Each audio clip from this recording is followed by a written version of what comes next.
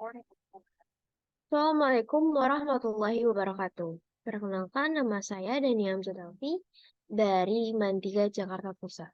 Kali ini saya akan mempresentasikan sebuah penelitian yang berjudul Identitas Adat Istiadat Minangkabau pada karya novel sastra Balai Pustaka 1920 hingga 1940. Daftar isi dari presentasi kali ini ialah yang pertama latar belakang, yang kedua metodologi, yang ketiga tujuan, yang keempat kutipan, dan yang terakhir adalah kesimpulan. Latar belakang, Balai Pustaka merupakan sebuah perusahaan penerbitan sejak zaman kolonial Belanda. Di antara buku terbitan Balai Pustaka, terdapat novel yang mengandung adat istiadat Minangkabau, yang juga menjadi hit pada zaman tersebut. Hal tersebut menarik penulis untuk melakukan penelitian ini. Metodologi. Penelitian ini menggunakan metode studi literatur dan kualitatif dengan mengumpulkan kutipan dari 4 sumber novel terbitan Balai Pustaka, yaitu Salah Asuhan, Salah Pilih, Siti Nurbaya, dan Di Bawah Lindungan Ka'bah. Lalu menyusunnya dalam bentuk makalah. Lalu selanjutnya adalah tujuan. Yang pertama ialah dapat menjadi bahan literasi dan acuan dalam mempelajari adat istiadat Minangkabau. Yang kedua adalah dapat melestarikan sastra lama yang sudah jarang dibaca.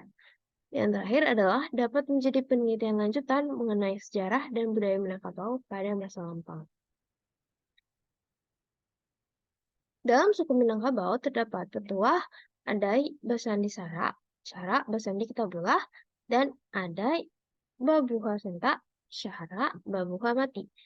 Dalam dua pepatah tadi dapat menjadi kesimpulan di mana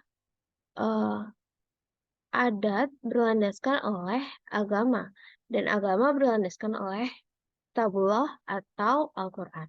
Serta dalam tuah yang kedua bahwa adat dapat berubah dan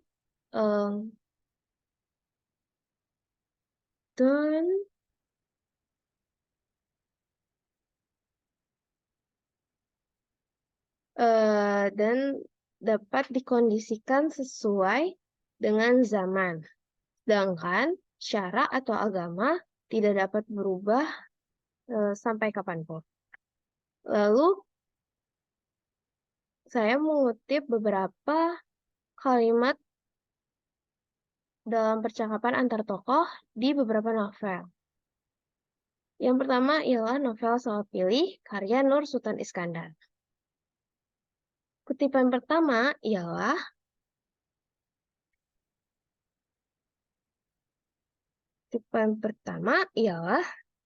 jika seorang laki-laki hendak naik ke rumah saudaranya atau kemenakannya yang perempuan, sebelum naik tangga, ia harus berbatuk-batuk dahulu. Atau ia berdiri dalam sebentar sambil berkata kuat-kuat, sekedar terdengar ke atas rumah. Penggalan kalimat tersebut merupakan batas antara perempuan dan laki-laki, sehingga tidak terjadi hal yang tidak enak. Adat istiadat itu pun mesti diteruskan agar dalam sebuah keluarga, pihak perempuan dan pihak laki-laki memiliki tenang sikap. Yang kedua adalah, menurut kebiasaan, Kakanda tidak boleh lagi tidur di rumah gedang ini, melainkan di surau. Dengan begitu, surau menjadi tempat pergaulan pemuda yang berubah menjadi tempat peradaban sosial. Penjagaan adat ini ialah bentuk memelihara sebuah kebiasaan baik yang membentuk pemuda dengan kegiatan beragama hingga kelak besar. Selanjutnya adalah novel dari Salah Asuhan, karya dari Abdul Muiz. Kutipan pertama yang saya kutip ialah, sebaik-baiknya meminta buat laki-laki adalah lebih mulialah jika ia diminta. Berkait dengan lamaran, kebiasaan ini sangat kental, di mana seorang laki sangat dipandang jika ia diminta atau dilamar. Tradisi yang masih kental tersebut disebut bajapui. Tradisi di Pariaman tersebut dilakukan dengan memberikan sejumlah uang atau membeli laki-laki untuk dilamar sesuai dengan kriteria. Kutipan kedua ialah, di dalam sakit serupa ini, Sebaik-baiknya lah jika orang dipelihara oleh istrinya sendiri. Penjelasan lanjutan tersebut memberikan tanda bahwa seorang laki-laki yang sudah menikah layaknya dirawat oleh istrinya, bukan ibunya. Terlebih ketika sakit. Hal ini bukan karena alasan sepele, tapi jika dilihat dari sisi syara atau agama, seorang laki-laki yang sudah menikah merupakan tanggung jawab istri, dan begitu pun sebaliknya. Selanjutnya ialah dari novel Siti Nurbaya, karya dari Marah Rusli. Kutipannya ialah, bukankah laki-laki itu tuan perempuan dan perempuan itu hamba laki-laki? Tentu saja mereka boleh berbuat sekehendak hatinya kepada kita. Hal ini menjadi topik yang diangkat pada novel tersebut, di mana setelah pernikahan banyak laki Minangkabau yang bersikap seenaknya pada sang istri.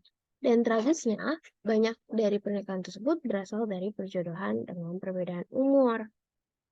Nah, selanjutnya ialah kutipan yang berasal dari novel Di Bawah Lindungan Ka'bah, karya dari Buya Hamka. Yang pertama, saya mengutip kalimat antar tokoh yang berbunyi, adalah anak-anak perempuan yang akan masuk pingitan. Tamat sekolah bagi mereka artinya suatu sangkar yang telah tersedia buat seekor burung yang bebas terbang. Dapat diartikan dari kutipan tadi bahwa adat Minangkabau sangat memelihara seorang anak perempuan.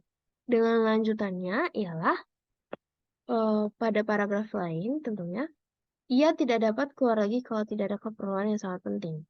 Itu pun harus ditemani oleh ibu atau kepercayaannya, sampai datang masanya bersuami kelak. Pada kutipan yang kedua,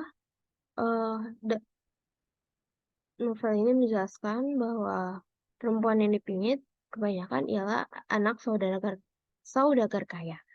Karena mampu padanya memiliki seorang kepercayaan yang dapat diberi tanggung jawab untuk memelihara anak perempuan itu tadi. Meski dalam sisi baik, berkurangnya hal yang membuat jiwa was-was jika memiliki anak perempuan. Adat itu pula beriring dengan syarat agama Islam yang menganjurkan seorang perempuan lebih baik di dalam rumah, ketimbang berjalan di halayak umum, agar terhindar dari fitnah. Nah, kesimpulannya ialah karya sastra terbitan Balai Pustaka pada masa kolonial Belanda didominasi oleh penulis asal Sumatera, terutama asal Minangkabau.